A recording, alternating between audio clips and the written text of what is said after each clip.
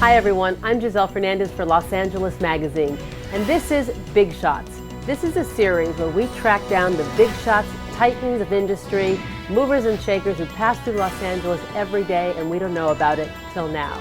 We track them down, we want to find out what brings them to our fine city, what business trends are happening in their various industries, so we learn a little something when they're here. We want to find out what they love best about Los Angeles. We want to know when they're coming back.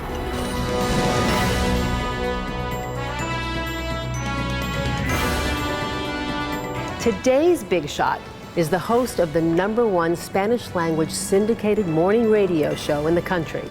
He broadcasts out of here, Univision Radio in Los Angeles. His broadcast can galvanize 500,000 listeners to the streets to protest anti-immigrant legislation. Or he can galvanize 1 million signatures for immigration reform and then hand-deliver it to Congress. His take on issues in Washington can sway votes. And boy, do the politicians know it. Both power brokers and presidents court him for his clout. If you don't know who Eddie Piolin is, or you don't know much about him, it probably says more about the window to the world we live in than anything else. But if you want to know what the future of this city and this nation is going to look like, you'll want to know Eddie Piolin. First of all, Giselle, I want to say thanks for coming to our studio. It's an honor to have you here, so I want to say thanks to you. It's amazing to see you. You're amazing. You've always been amazing. There is a great divide in the city of Los Angeles. A lot of people don't know who you are. They know who Howard Stern is. They know who Don Imus is. But they don't know who you are, and yet you're the #1 syndicated morning show host in the nation. Why do you think that is still in 2013? Well, I think because segregated America, tale of two cities, two countries, racism, classism, what is it? Language separation? I think it's important that we have to cross that line, going to the other side with the American people and show them who we are and what can we do working together. But we need our leaders, political leaders, we need them, to let everybody knows exactly what we do. Do you think the president's done enough for the Latino community? You know what? That's a great question for our community. I think there's more things we can receive from the president, especially with the comprehensive immigration reform. That's one of the biggest right now. Education too. President Obama and all the presidential candidates have always come to you because they know your clout in the community. They want your imprimatur. You held him accountable when he ran again, and you said, I'm not happy with the way you've done immigration reform. You didn't put the same effort into it as you did health care. When he came and I explained to him that a lot of people, we were really upset. He told me that he was not a king, that he's a president. That's why he was not able to see the immigration reform. He said the Republicans in the Congress were to blame. Correct. And I say, I think it's both parties to be responsible. Eddie, you did not let up on him. I listened to that interview. Yes. You were tough on him. You know what? I have a big responsibility. I had to be honest. To my community, I had to be honest to the president. You're the one who told us that we're going to work so hard to make this happen. And you were going to be able to bring those two parties, Republicans and Democrats, to come with the agreement. I asked my listeners, what do you want me to ask the president? And I had to be honest. You know what? You guys need to work hard for our community. So you're comfortable with this immigration bill as it's being expressed right now in Washington by the Gang of Eight? I believe, it's a great step forward. I think it's important, that the leaders, they have to work, and protect the border, because I think we have to make sure that we have the right people and the good people in this beautiful country. Do you feel a part of the Gringo LA? It takes me time. It's not easy. But they've got to see your power. They've got to see your clout. You can sway a presidential election. You can sway policy, and you can move brands. People may not be, tuned into the Hispanic brown space, but they're certainly tuned into the green space, which is the dollar.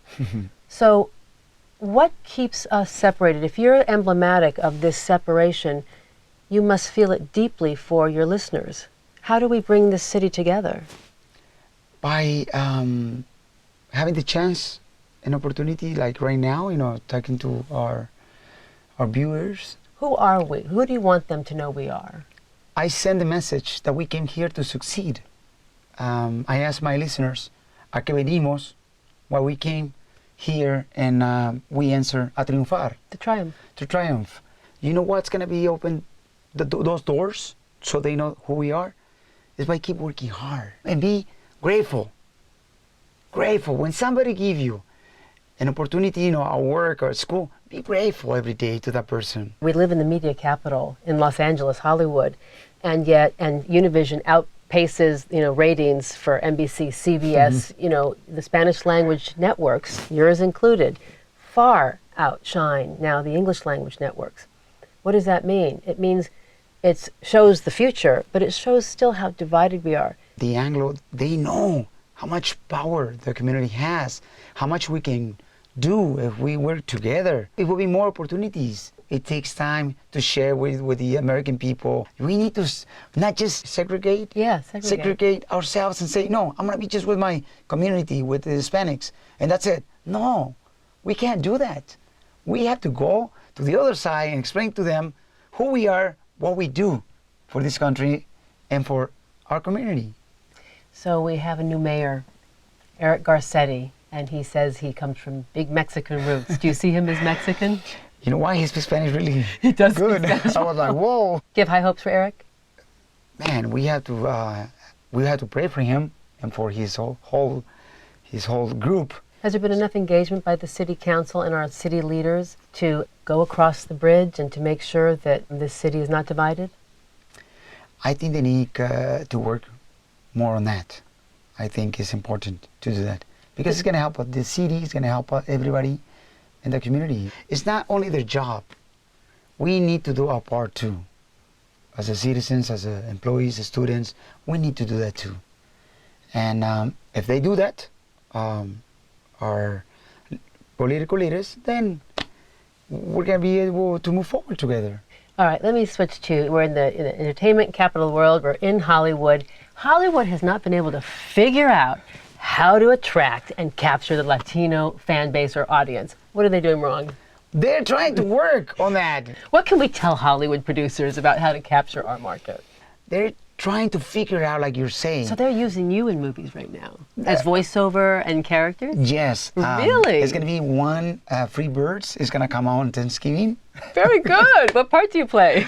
I play, I'm a turkey. So, you know what? Only animals they give me. I don't know why. It is really funny. That's fantastic. It is it a really big funny. part? It is a big part. What's the best thing about LA in your mind? The weather, the people, LA has so many great areas that, great opportunities, to work, great companies, and to see some of the companies they leave. I don't like that, so. We could be doing more to keep businesses in Los Angeles? Yes, we can do more, I'm sure, What's your favorite restaurant in LA? I love tacos. I go to a small place, and it's called Gina's Tacos. It's in Glendale. Really good? It's in Glendale. I miss it right now. It's really good. It's really good. What would you say that Angelenos that never venture into Latino LA are missing most? When they try our food, you already know. When they try our food, they're already like, man, this is great. I want to eat more pozole. I want to eat more enchiladas. I want to eat more tacos. And that's what it is. Like I say, that's a big responsibility for us. Well, that's a great way to introduce ourselves. Take food, to your job and share that to your coworkers. That's a great way to introduce ourselves, who we are. I have tremendous admiration for you. You're a voice of a people that was once voiceless, and now that they have more voice, you've given them such a platform. And your integrity and your character speaks volumes. Our city is proud to have you, and I'm proud to have interviewed you. Thank you. Well, thank you, Giselle. ¿Ya que venimos? Sí, ya que venimos para triunfar. Thanks for joining us on this episode of Big Shots. Stay with us next time when we're back with Los Angeles Magazine and Big Shots.